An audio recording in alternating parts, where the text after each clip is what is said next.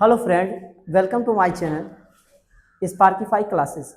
आज हम लोग देखेंगे रिफ्रैक्शन ऑफ लाइट, मतलब प्रकाश का अपवर्तन, जो क्लास 10th के लिए इम्पोर्टेंट है और यही 12th में भी रहता है। ये टॉपिक जो है 12th में किरण प्रकाश की नामक चैप्टर बोले तो चैप्टर नंबर 9 में पाया जाए। तो आज का जो हेडिंग है वह रिफ्रैक्शन ऑफ लाइट। आज का जो हेडिंग है वह रिफ्रैक्शन ऑफ लाइट, मतलब प्रकाश का अपवर्तन। ये 10th और 12th दोनों के लिए उपयोगी है। प्रकाश का अपवर्तन, इसमें हम लोग ये कह सकते हैं, जब प्रकाश की किरण को एक माध्यम से दूसरे माध्यम में भेजेंगे, मतलब अपने पास टोटल देखा जाए तो 5 माध्यम का प्रयोग किया हुआ। ए मतलब वायु, डब्ल्यू मतलब वाटर जल, जी मतलब ग्लास मतलब कांच, एल मतलब लिक्विड मतलब द्रव हो गया, और वहीं पे बात करें डी मतलब डायमंड हो गया, मतलब हीरा। टोटल इतने माध्यम का उपयोग होता है। इस हेडिंग में टोटल इतना माध्यम का उपयोग।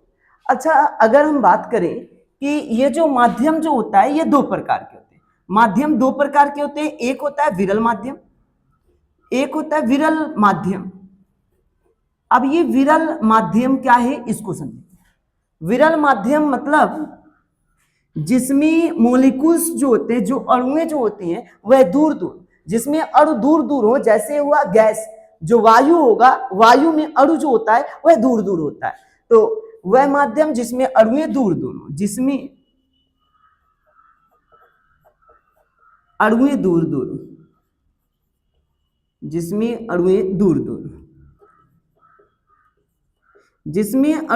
दूर हो वह विरल माध्यम हो।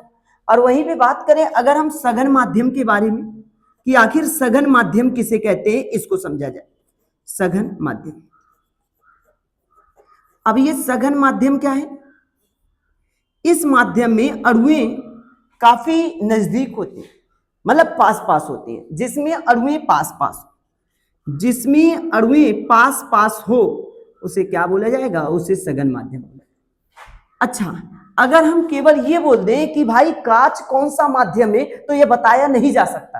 क्यों नहीं बताया जा सकता? क्योंकि कांच के साथ एक और माध्यम दिया रहेगा, तभी जाकर के निश्चित होगा कि कांच कौन सा माध्यम। अच्छा, अगर हम कह दें कि प्रकाश की किरण वायु से जल में जा रहा है, तो इसमें जो वायु है ये विरल माध्यम और जो जल है ये सघन माध्यम। लेकिन वहीं पे हम जल से अगर कांच में भेजेंगे प्रकाश को, तो जल जो होगा ये हो जाएगा विरल माध्यम, और जो कांच जो होगा ये हो जाएगा तुम्हारा सघन माध्यम हो जाए, ये सघन माध्यम हो जाए। तो ये कोई निश्चित नहीं है कि कौन सा माध्यम सघन होता है और कौन सा माध्यम विरल होता है, लेकिन उसके साथ एक और माध्यम दिया रहेगा। जैसे वायु के साथ जल है, तो जल जो है वह सघन माध्यम, वायु जो है वह विरल माध्यम। लेकिन वहीं पे जल के साथ अगर कांच दिया हुआ है, तो जल जो है वह विरल माध्यम है और कांच जो है वह सघन माध्यम होगा, सघन माध्यम होगा। तो ये कोई निश्चित नहीं होता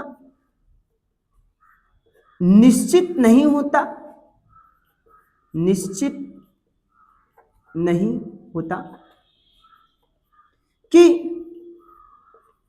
कौन सा माध्यम सघन या विरल है। निश्चित नहीं होता कौन सा माध्यम सघन या विरल है, जब तक कि 2 माध्यम ना दिया। जब तक 2 माध्यम ना दिया हो तब तक बोला नहीं जा सकता कौन सा माध्यम सघन होगा या कौन सा माध्यम विरल होगा। ठीक है, अब इस पे आ जाएंगे प्रकाश का अपवर्तन के बारे में, कि प्रकाश का अपवर्तन किसे कहते हैं। तो बोला जा सकता है bending of light,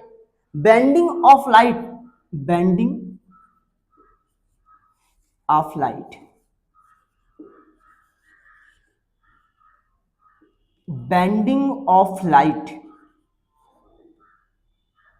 is called refraction of light. मतलब बोल सकते हैं प्रकाश का मुड़ जाना प्रकाश का अपवर्तन कहलाता है।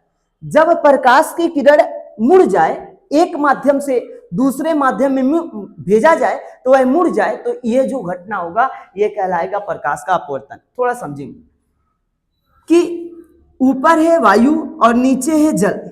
अब प्रकाश की किरण को वायु में से जल में भेजा जा रहा है। जैसे कांच की गिलास है और कांच के गिलास में ये इसका बेस है और इसमें जल भरा हुआ। अब प्रकाश की किरण को जब वायु में से जल में भेजा जाएगा तो वह हल्का सा क्या हो जाता है, बेंड हो जाता है, हल्का सा मुड़ जाता है। और यही जो घटना होता है यही प्रकाश का अपवर्तन कहलाता है। तो जब प्रकाश की किरण को एक माध्यम से दूसरे माध्यम में भेजा जाए तो वह सीधा ना जाकर अपने मार्ग से विचलित हो जाता है, और इसी घटना को प्रकाश का क्या बोला जाएगा, अपवर्तन कहते हैं। तो देखो, वायु से जब जल में भेजेंगे तो वह सीधा ना जा करके ये इस तरह ऐसे इधर की ओर बेंड हो जाएगा। थोड़ा ये यहाँ पे इस आधार के लंबवत एक रेखा होता है जिसे अभिलंब कहते हैं। अभिलंब कहते हैं। ये अभिलंब की ओर हल्का सा झुक जाता है, लेकिन यहीं पे अगर उल्टा कर दिया जाए, ऊपर जल ले लिया जाए और नीचे वायु ले लिया जाए, यह अभिलंब है। अब प्रकाश की किरण को एक माध्यम से दूसरे माध्यम में भेजेंगे तो वह सीधा ना जा करके, अब नीचे वायु है, वायु का मतलब जल के साथ दिया हुआ है तो वायु विरल है, तो यहाँ पे क्या होगा, अभिलंब से दूर चला जाएगा। यहाँ प्रकाश की किरण जो होगा वह अभिलंब से दूर चला जाएगा। तो जो प्रकाश की किरण आती है उसे बोला जाता है आपतित किरण। जो प्रकाश की किरण आती है उसे आपतित किरण बोलेंगे, आपतित किरण, इंसिडेंस रे, आपतित किरण बोलेंगे। और जो किरण मुड़ गई है, अंदर जा करके वह मुड़ गई है, उसको बोला जाएगा अपवर्तित किरण कहते हैं, अपवर्तित किरण। और इन दोनों के बीच में एक लंब होता है जिसे अभिलंब कहेंगे, और यहाँ जो कोण बनेगा इसको आई से लिखते हैं, और नीचे जो कोण बना है इसको आर। अभिलंब के साथ अपवर्तित किरण जो कोण बनाएगा उसे आर से लिखेंगे।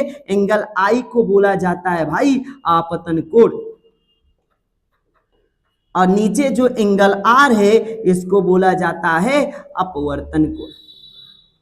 अपवर्तन कोण बोला जाता है, अपवर्तन कोण। तो इसका अगर परिभाषा देखा जाए प्रकाश के अपवर्तन का, तो कह सकते हैं जब प्रकाश की किरण को, जब प्रकाश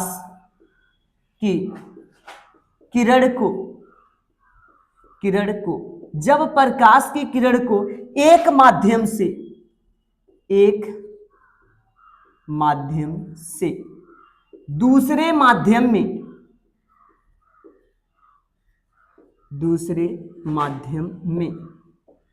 भेजा जाता है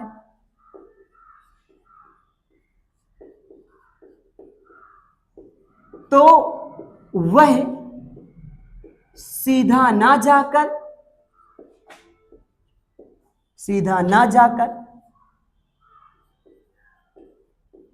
अपने मार्ग से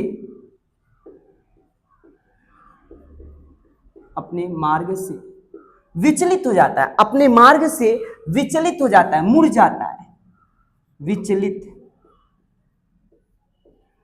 हो जाता है। तो इस घटना को, यही जो विचलित होने की घटना होता है, इस घटना को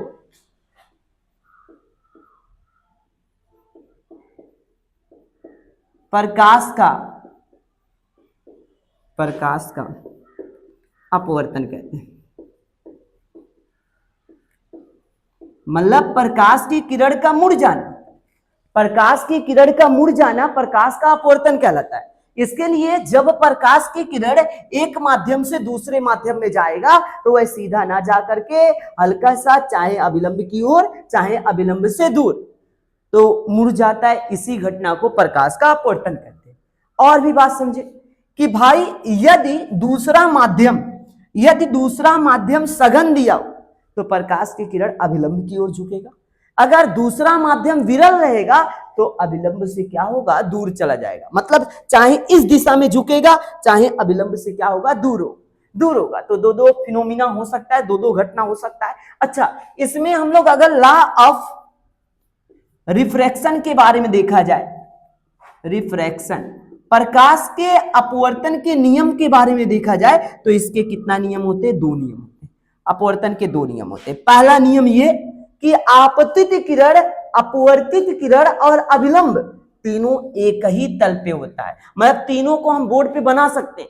इसके मतलब तीनों एक ही तल में होता है। इंसिडेंस रे और रिफ्रैक्टेड रे और नॉर्मल तीनों लाई इन सेम प्लेन, मतलब तीनों एक ही तल में स्थित होता है। तो ये भी लिख सकते हैं, ऐसे लिख लेंगे, आपतित किरण कामा अपवर्तित किरण तथा अभिलंब तीनों एक ही तल में होता है। तीनों को हम बोर्ड पे प्रदर्शित कर सकते हैं, तीनों पे को बोर्ड पे बना सकते हैं। इसके मतलब तीनों एक ही तल में।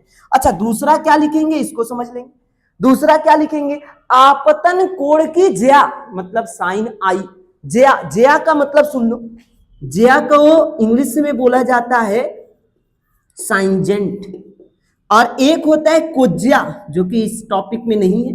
कोज्या को कॉसजेंट कहते हैं। एक होता है स्पर्श ज्या, स्पर्श ज्या को बोला जाता है टेंजेंट कहते हैं। स्पर्श ज्या को क्या कहते हैं, टेंजेंट कहते हैं। तो इन दोनों से हमें मतलब नहीं है, बस ये बात समझेंगे कि आपतन कोण की ज्या बोले तो साइन आई,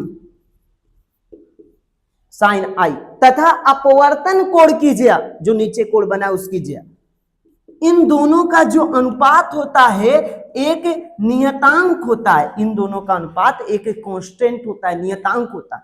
इस नियतांक को पहले माध्यम के सापेक्ष दूसरे माध्यम का अपवर्तनांक कहते हैं। और इसको किससे प्रदर्शित करते हैं, यन से प्रदर्शित करते हैं। तो इसको लिखा जा सकता है sine i upon sine r is equal to n, और इसी को कई पब्लिकेशन के बुकों में म्यू से लिखा हुआ, म्यू से। और ये जो म्यू है या जो यन है, इसको बोला जाएगा भाई अपवर्तनांक। पहले माध्यम के सापेक्ष दूसरे माध्यम का अपवर्तनांक कहेंगे। अच्छा, यहां पे sine i upon sine r is equal to n या म्यू लिखे हुए हैं, और इसी को बोला जाता है स्नेल्स लॉ, मतलब स्नेल का नियम। इसे क्या बोला जाता है, प्रकाश के अपवर्तन के दूसरे नियम को स्नेल का नियम भी कहते हैं, स्नेल का नियम भी कहते हैं। तो बोर्ड एग्जाम में ये भी पूछता है, नियम भी कहते हैं, कि बोर्ड एग्जाम में ये भी पूछता है कि भाई स्नेल का नियम किसे कहते हैं, परिभाषित करो। तो क्या लिखेंगे, आपतन कोण की ज्या तथा अपवर्तन कोण की ज्या का अनुपात एक नियतांक होता है। इस नियतांक को यन से प्रदर्शित करते हैं, और n is equal to sine i upon sine r, और इसे स्नेल का नियम भी कहते हैं। धन्यवाद। अब आगे के वीडियो में मिलते हैं बाद में।